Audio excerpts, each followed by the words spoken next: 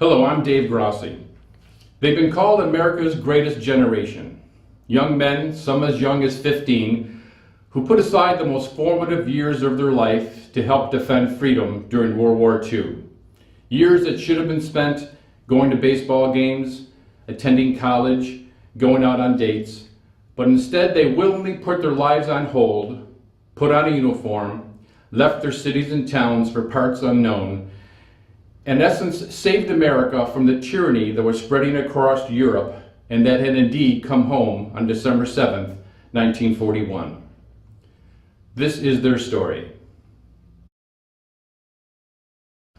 The Department of Veterans Affairs estimates that there are fewer than 1 million World War II vets still alive out of the 16 million that served during the war. And the VA also estimates that well over 400 die every day, and that by 2036 there will be no World War II vets left. You're going to meet some of these incredible people now. Listen as Staff Sergeant Bill Pace, a Purple Heart recipient, recalls his story about how he was forced to bail out of a B-17 bomber 5 miles up over Germany when his plane was struck, and then how he spent the last few months of the war in 2 POW camps in Germany. And Army PFC Lloyd Roush, who helped liberate the infamous Dachau concentration camp, and Staff Sergeant Mario Grossi, who helped liberate the notorious Woeblen concentration camp. They'll describe for you the horrors, the sights, the smells that only a veteran who's been there and done that can describe. Army hero Tech Sergeant George West, recipient of the Silver Star for gallantry, and he'll relate how his citation calls what he became a one-man patrol when his unit was almost wiped out in Germany. You'll be spellbound by Navy veteran Vic Bucket, one of only a handful of survivors of the USS Indianapolis that was torpedoed by a Japanese sub during a top-secret mission, delivering the components of the atomic bomb that helped end the war in Japan. He'll describe for you his experiences during his struggle for survival over 4 days in shark-infested waters, watching as over 600 of his crewmates drowned or were eaten alive by sharks when their ship's distress signals were ignored. Their stories will undoubtedly invoke many emotions: pride, sorrow, even anger. But as our film progresses, I'm convinced that those emotions will compel you to watch and listen. For several of these vets, it's the very first time they've related their wartime experiences, but they've all agreed to be part of this most important historical and educational project. Hear now as these heroes tell their stories of their years spent in Europe, the Pacific, or in critical duties stateside. Ladies and gentlemen, the Bonita Springs Historical Society is proud to present Bonita's Greatest Generation in their own words. My name is Bill Pace. I was in the 8th Air Force. I was a staff sergeant. I flew in the ball turret gunner, and I was in charge of all the armament on the plane whenever anything happened.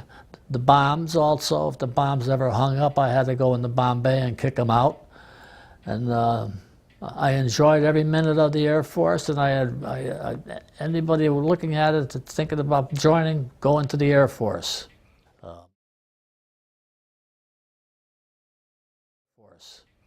My dad and I he owned apartments, and we were upstairs checking one out, and my mother came up and said, "There's something on the radio about a bombing at Pearl Harbor." And my dad said, "What are you talking about?" And she said, "Well, come on downstairs and listen to it." And that's how we found out. That's what we were doing. Class of '43, I graduated. Okay. I graduated. I received my diploma on one end of the stage and my draft papers on the other end. So how old were you when you actually went in? 18. 18 years old. Mm-hmm. Tell us about that, your first basic training, and well, when I was 18, and I had three of us buddies went up to Fort Devens for our first meeting, you know, to be questioned, and we had questionnaires and stuff. We didn't get inducted yet, but they told us that we had to go back home and come back in another month. I said, so we were wondering what was wrong. we had taken our exams, mental exams, you know, written exams, and they said, well, you three guys, you got to come back here. We want to talk to you. I said, why? He said, well, we're going to put you in the Air Force. And I said, I don't want to fly. I said, I like to be in the medics. Anyway, what happened was the three of us ended up in the Air Force. I went to Miami Beach for my basic training. Flight G1 we were called. We were supposed to do our basic and then go to flight training school. Lo and behold, they washed out the whole flight because at that time was critical. They needed crews. They were forming the crews for the bombers. Yeah. And well, we did that. That was around in December of '43. From there, we went to Buckley Field, Colorado, armament school. Some of us went to radio school, some to engineering. We were all griping because we were figuring we were going to go to flight school. But as it was, they needed the crews, and so we went to engineers, I was an armorer. I was a chief armorer. I went to machine gun school. That was it. After that, we graduated from that class, and we went headed to Nevada for flight training. As far as I'm concerned, it's the plane that won the war, the B-17. It is, and it's a known fact that the B-17 did win the war. It's got 4 engines. Pratt & Whitney engines are made in Southington, Connecticut. Pratt & Whitney is a big manufacturer. We had 13 guns on the plane. 13 guns. They put a chin turret in it afterwards that the bombardier used, and also a couple of guns on the side for the navigator. You had twin 50s on your turret? Yeah, I had the ball turret had twin 50s. The engineer's upper turret had twin 50s. The waist gunner had a 50 caliber on each side. Tail gunner had twin 50s, and I had 250 caliber, one on each side of me.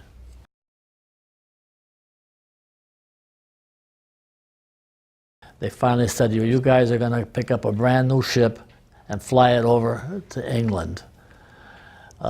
B-17? A B-17, brand new, spanking new. Anyway, we flew the northern route, Greenland, Iceland, and the Valley Wales. And we had to land at all of them because, lo and behold, our engineer spotted a gasoline leak. The bellows weren't working, and we could see gas coming out of the tanks.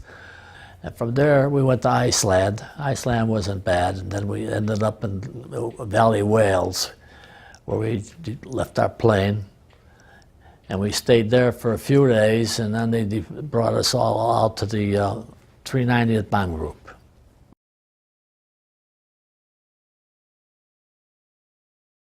I went down on my 12th mission. 12th mission. Yep. And the other 11 were all successful runs? Yeah, we didn't have any problem. Well, our tail gunner was hit on our 4th mission. He got some flak in his back, and he was out of commission when we went down. Mm-hmm. We had a replacement gunner in the tail. Well, you know, the pilot and the co-pilot said, look, everybody's got a position to play, but nobody is in the ball turret.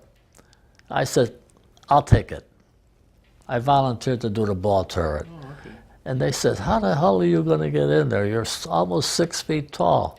I said, I'll get in. I'll get in. So I did my missions in the ball turret. Yeah. My last mission was I was in the ball turret. It was Merseburg, Germany, 2,000 bombers. It was a maximum effort mission to get rid of oil refineries. And you were one of 2,000 B-17s? Mm-hmm. Well, B-17s and Liberators. The RAF was involved with it. It was, any plane that could fly was in that mission. Okay. Fighters, everything. Anyway, we dropped our bombs. What time did you take off that morning? We took off around 6 o'clock. Okay. G2 said, we have to tell you this. There will be over 1,000 anti-aircraft batteries firing at you guys at this mission because they were taking them all in from the Ruhr Valley as the Allies were approaching. And we said, well, when we got there, We were being peppered. I'll tell you, the sky was black with flak. And I said, so boy, something's going to happen. And my bombardier suddenly, well, we dropped our bombs. And we were going off. And the bombardier hollered out, Pete, Pete. Pete was our pilot, our colonel pilot. He said, I see him. All of a sudden there was a big crunching noise. And I said, holy jeez, I was in the ball at the time. Yeah. The lead pilot, Colonel Lucky Dolan, we were flying right wing to the lead. He was a radar ship, and they were concentrating on him with the anti-aircraft, really. And he was hit pretty bad. That's when the bombardier hollered out Pete. He saw that Dolan was coming over towards us and rolling, and he did land on top of us. And I was in the turret. Luckily, as soon as I heard the crunch, I put my guns down, and Eddie opened up the door of my turret. And then natural force, I just rose up out of, the centrifugal force. Yeah. I rose up out of the turret, and I had, this is another thing. This is the first time I ever wore a parachute. For 11 previous runs, you I didn't never put did. your chute I on. said to Eddie that day, when we found out we had a mission, I said, Eddie, I'm not very happy about tomorrow, this mission we're going on. And he said, oh, Bill, for God's sakes. He said, this is our 12th mission. I said, okay. He said, well, what's the matter? I said, I want to try to bring my parachute in the turret with me. He said, how the hell are you going to do that? He said, you need both your hands to fire the 50s. I said, I'll do it. I figured it out. Anyway, all night long I tumbled, and he said, Bill, will you go to sleep? He was my bunkmate. I said, okay. So anyway, the next morning when we went out to the heart stand to start getting after the G2 took care of us. How many men in your crew on your plane? We had 10. 10, okay. And we had one that didn't come with us. The pilot, co-pilot, engineer, radio man, waist gunner, and the tail gunner were killed. I couldn't believe it. The bombardier and the navigator and myself were the only ones to get out. When I rose up from the turret into the waist, the plane was still in one piece.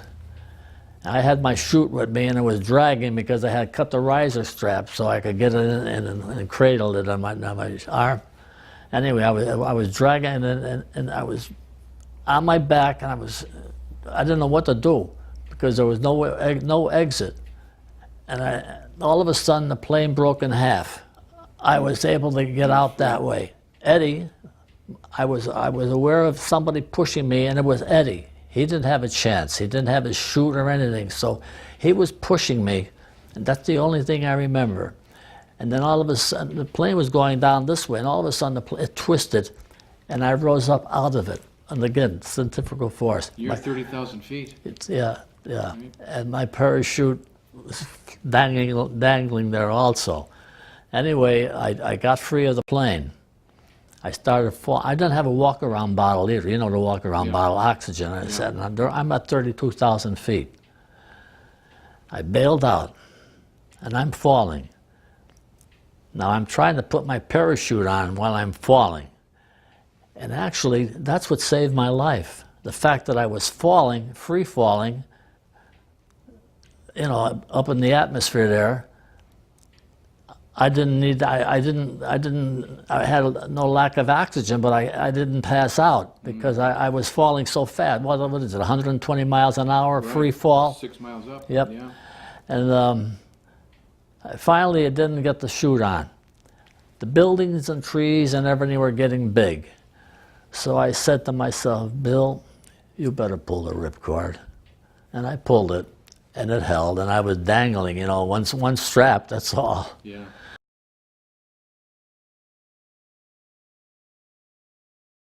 And while I was falling, I could see down below. I wasn't up too high. All these villagers had congregated, and they were you know.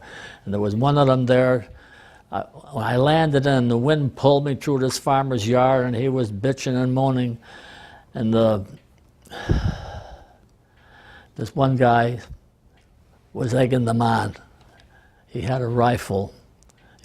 They put a rope around my neck. They were going to hang me. And I couldn't blame them, first of all, because, you know, what would I have done if I was in the same circumstance with 2,000 bombers killing my family and stuff. Anyway, I was there, and they were all hollering, and he had this rope around my neck, and all of a sudden this Luftwaffe officer comes along on his bicycle. He takes out his Luger and tells them, you know, in German, to get away from me, and they were all mumbling, you know. And I said, boy, he saved my life. He came over to me and he said, in perfect English, he said, you know they were going to hang you, don't you? I said, well, I assumed that. He said, because they did hang some fellas already. I said, well, you saved my life. I said, you speak very good English. He said, well, now let me tell you something, he says. I'm an American. I live from Chicago. My wife and I were here because my family is here, his parents. He said, we were visiting them. The war broke out, and I was conscripted, and because of my German descent, I was conscripted into the service immediately. I always kick myself for not getting his name, you know, and the address, but you don't think of things like that with the circumstances the way they were. And anyway, he took me to he says, you'll be all right, he says. He took me to his office, and he said, I have to question you. I said, well, I'll give you my name, rank, and serial number. He says, I know. He says, I know that. He said, don't worry about it. So he interviewed me a little bit. He said, well, you're going to spend the night in the local German jail. And he said, take your chute with you. I said, gee, do I have to carry this chute around every place I go? He said, well, we can't keep it here. And then he had this secretary that was writing or doing stuff, a pretty girl. I said, well, ask her if she would like my parachute. He says, you mean it? I said, yeah. I said, I don't need it. He went over there in German and asked her if she wanted a parachute. And she said, yeah. And then they had a conversation. Then he came over to me and he said, yep, she wants the parachute because she's going to make a wedding gown out of it. Imagine that? Imagine that. Anyway, from there, I went into the local jail. I was there 3 nights. The third morning, they woke me up. It was real early. The guards came in with guns and everything and marched me out. They marched me back. This is a movie scene. They marched me into this courtyard and brought me over by this wagon and stood me up there. And one German was saying, "Pilsen, Pilsen," and I don't know what the hell he was talking about. I said, "Geez, they're going to shoot me." You know, they had me by this wagon. And then he kept saying, "Pilsen, Pilsen." So he finally unzipped his fly and took a leak. Oh. He said, he wanted me to relieve myself. I said, oh boy. Anyway, from there, I was brought to another interrogation place. This was by a high-ranking man. And we had a nice conversation, and he asked me, and I said, my name, rank, and serial number? He says, I know. He says, I know. He says, I said, this isn't going to be a very nice Christmas for my parents. He said, well, he says, it's not going to be a very nice Christmas for my family, my children. He said, so we're in the same boat.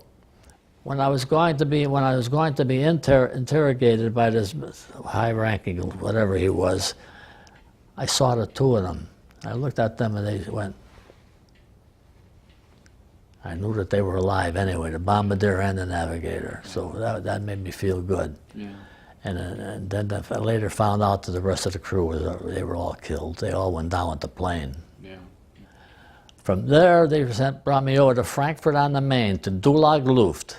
That's an interrogation center for Air Force men, where you get clothing and everything. In Dulag Luft, we were there, about 4 days. We had good food and everything. And after that, they transferred us down to Frankfurt on the Main to catch a train to go out to the prison camp. The train ride was a little harrowing because people were looking at us and staring at us, and like they want to do something. And we went to Stettin, which is in Poland's front. And once we got to Stettin, the guards from the prison camp came and took us all and marched us. We had to walk to the prison camp. As soon as we got to the prison camp, they started battering us and pulling our hair and stuff and kicking us and telling us to take off our clothes. We had to take all our clothes off, and we wondered, what the hell are they going to do? So they marched us into this big room that had all valves up above. They gave us all soap to take showers, you know.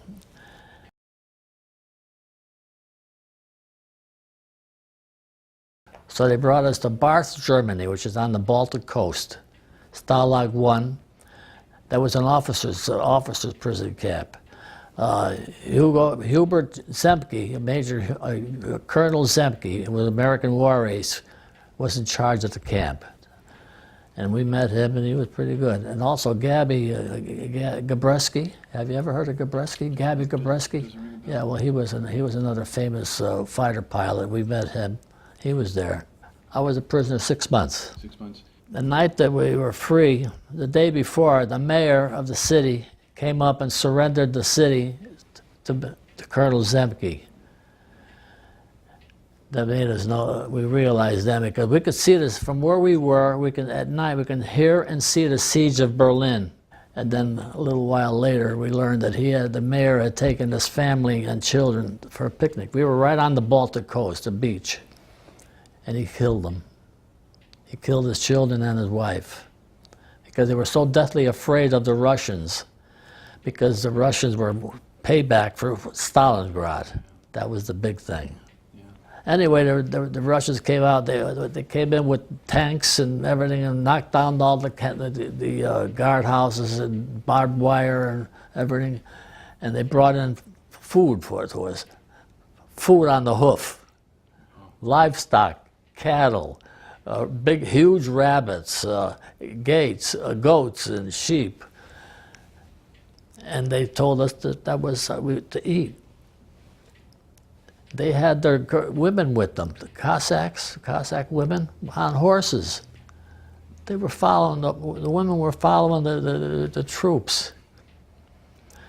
It was very interesting. Zemke got together with the leader of the group, the Russians. And then we had a meeting. He says, don't leave the base. Stay here, don't leave.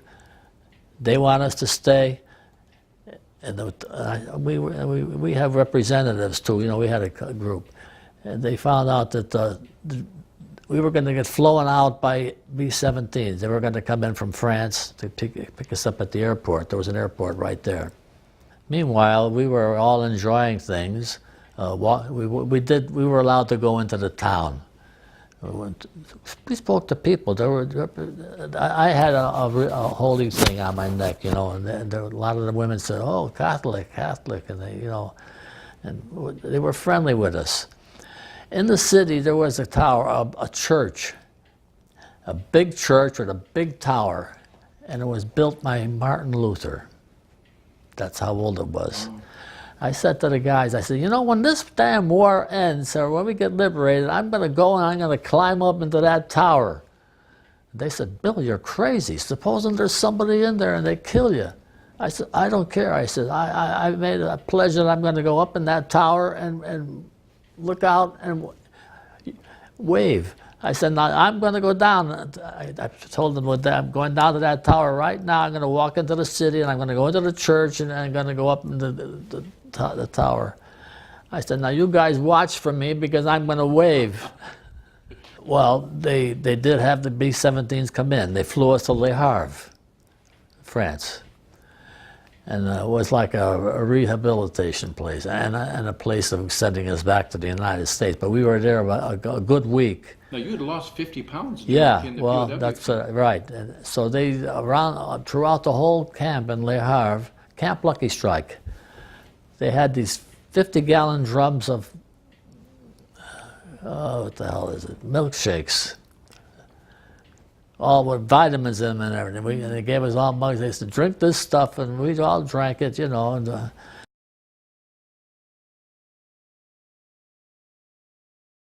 then we were interrogated. Now this is a good one. They said, General Eisenhower is here, and he wants to speak to you guys. And I said, so anyway, they called me. They said, you're next. And I said, I said, what do you mean I'm next? They said, well, Ike is in there, and he wants to speak to you. Were you a buck sergeant at that time, or Staff sergeant? Staff sergeant? And he said, I said, oh. I said, so they brought me into this tent. It was a tent. Sat me down, and there's Ike, like you. You're Eisenhower and me.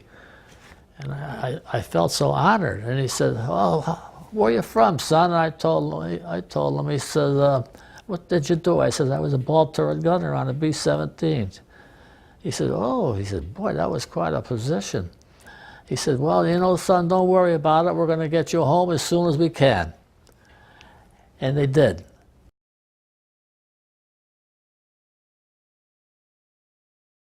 We got word that a brand new ship was on a shakedown cruise. Didn't have anybody on it at all, just the crew. And a whole big group of us were brought over to it to get on that ship. And we said, boy, this is really great. Brand new ship, nice big galley and everything. They got downstairs all the coffee you want and the eats you want, help yourselves. Anyway, we were there for a little while the first day. And one of the first mates said to some of us, he said, where do you see who's in charge of the galley? We said, what are you talking about? Well, you go downstairs and have your supper and coffee, and you'll meet the first mate, or whatever they call him. It was Victor Mature. The actor. Yeah. And we got to Boston Harbor, and they said, now you guys have to wait. We'll tell you when you can get off. But who's going off first? Victor Mature. Victor Mature. And who's waiting for him? Two broads, one under each arm. I said, we'll see you guys. Oh, well, anyway. We couldn't believe it. Well, from there, then we all went on our way. I took a bus back to Waterbury, but on the way I was waiting for the bus, and I was walking around, and I came to a pet shop, and there was a dog in the window. I was looking at him, and I said, geez, I'm going to go in and look at that dog. I went in to see the guy. I says, that terrier that you got in the window, what do you want for him? He said, what, you want him? I said, yeah. He said, give me $5. $5 dog. Yeah. So I said, how the hell am I going to get him home? And he said, where do you live? I said, in Waterbury. He says, I'll put him in a box for you. And when you get on the bus driver's going to want to know what's in it. And I'll tell him. I said, the bus driver said, you're not supposed to bring dogs on, but go ahead, take it. You're okay. So we took our trip to Waterbury. And while I was getting off the bus, who comes along but my brother? He didn't know I was coming. Really? Him and his buddy. And they took my B4 bag, loaded, and followed me. I was carrying the dog. And by the time I got to my parents' apartment, we owned 2 apartment buildings, my father. There was a line of people behind me, about a mile long.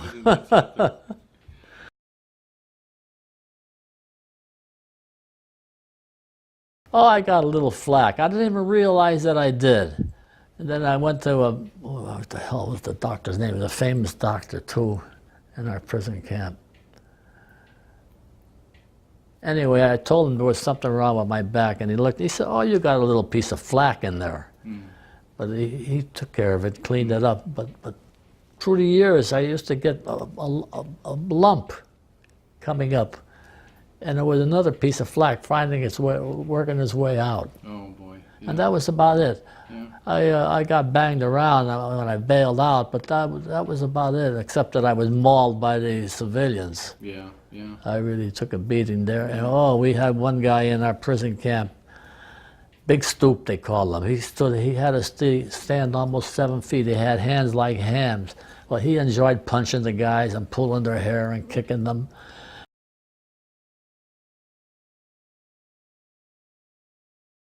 Otherwise, we did have some good guards. They were family men like you and I. They didn't want to they didn't want this war. At night, we had a radio. We used to hear BBC every night. And the guards gave us the parts to build this radio. They knew that we would build a radio and they would get the real news, not listening to Dr. Goebbels. So we would let them in at night to listen to the radio and hear the news. And they would bring in vegetables. They would smuggle in vegetables to us too.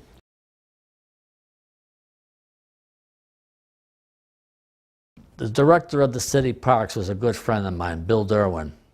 And I went to him one day. I said, "Hey, Bill, you got a job for me?" He says, "Yeah, what do you want to do?" I said, "Well, you know, I'm a lifesaver. I'm a lifeguard." He said, "How would you like to take charge of the city pools, all the pools in the city?"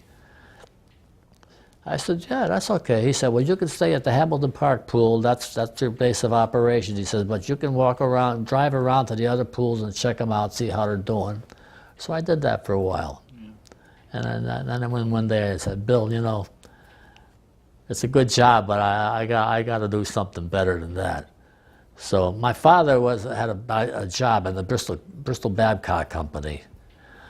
And I said, "Dad, I think I want to go to work down the Bristol Company." He says, "Billy, I can get you a job. But you know you're going to only get a buck an hour, $1 an hour." I said, "Well," I says, "I can't stay as a lifeguard here in Waterbury."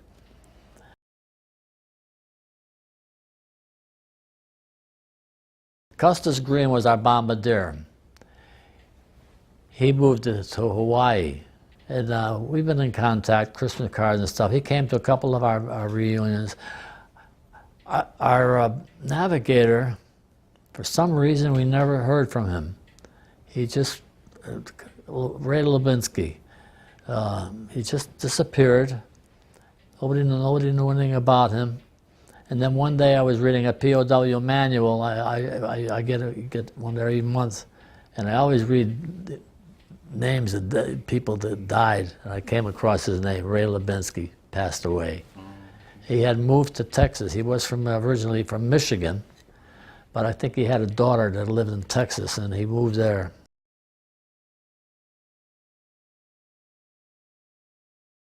Oh, there's a lot of Hellraisers. A lot of fun. I've been to about 12, and then I did. Well, when Mary got sick, I didn't go for about 3 or 4 years. My tail gunner and I were pretty friendly. He's still alive, and we used to go. And we had a group of us that always got together at the same time. You know, we got pretty friendly. We did everything together, and that was it. In fact, I was made president of the association at one time. My good friend Bill Pace, thank you very much for your service. Thank you, Dave. You're a great guy. And thanks for participating in this project. Oh, I enjoyed every minute of it. Thank you. Okay.